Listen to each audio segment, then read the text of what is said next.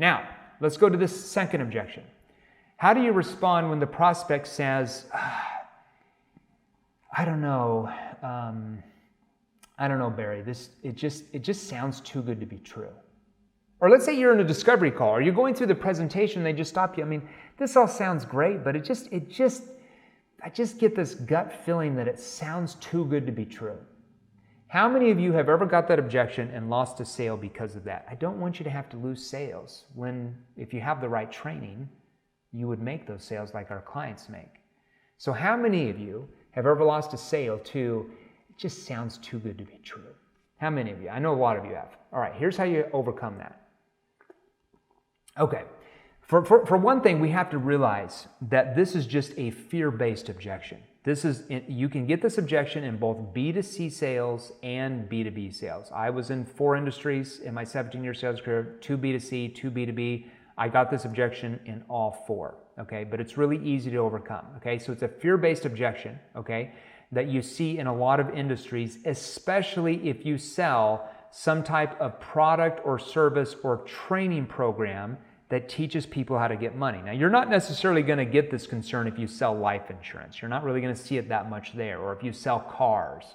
You're going to see this objection more in like the coaching industry or the high-ticket industry or the make-money biz-op industry or fulfillment industry or recruiting industry. Maybe you're a job recruiter. You're going to hear this a lot, okay? So there are certain industries. We even train a big, large company that sells cybersecurity to banks. And this is one of the top 10 objections they get. It sounds too good to be true by CEOs of banks, okay? So you're going to get it in different objections. Some industries you just won't get this concern. Let me role play it with you. Prospect says, well, it just sounds too good to be true, Jeremy.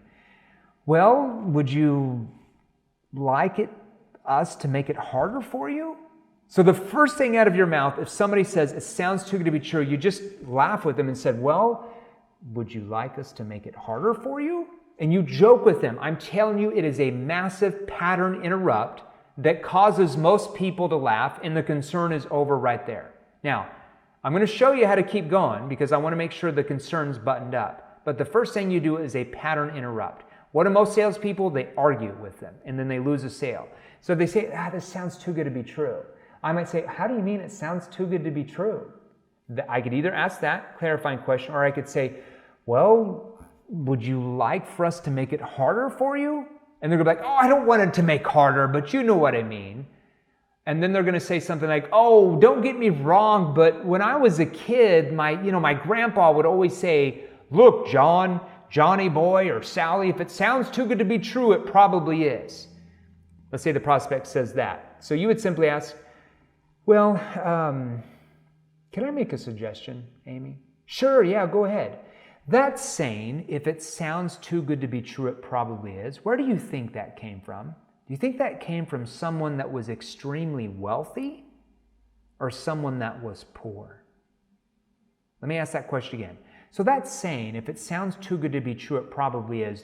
Where do you think that came from? Do you think it came from somebody that was extremely wealthy or somebody that was poor? Lower your voice.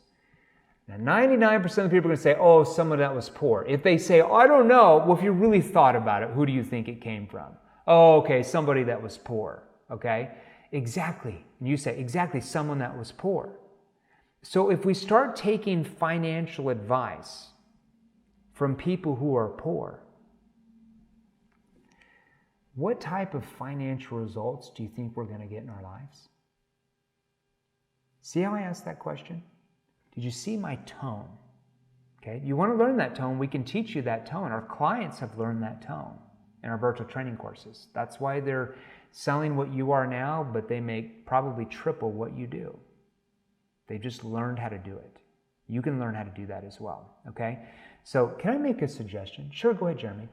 That saying, if it sounds too good to be true, it probably is. Where do you think that came from? Do you think that came from somebody that was extremely wealthy or somebody that was poor? Somebody that's poor. Well, exactly, somebody who's poor. So if we take financial advice from people who are poor, what type of financial results do you think we're going to get in our lives? And the prospect's always going to say, well, I guess the same results they're getting. And then you're going to ask, well, do you want to change that?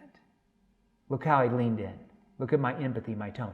Well, do you want to change that? Yeah, I want to change that. And then you're going to say this. This is an NEPQ negative reverse. Well, I mean, you don't have to change it. I mean, tell me this, like, why look at doing this now? Like, why not push it down the road like unsuccessful people would? Let me repeat that. Well, you don't have to change. Well, no, I need to change. Okay, but for you, I mean, why look at doing this now? Like, why not just push it down the road like unsuccessful people would?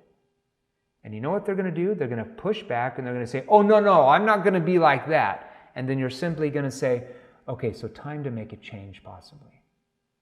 That is a NEPQ probing statement, all taught in the virtual training courses in our group training by me and our sales trainers, okay? And then you're going to ask about 2 to 3 commitment questions, which we teach you those in the virtual training courses and the group coaching, and then that person is ready to go.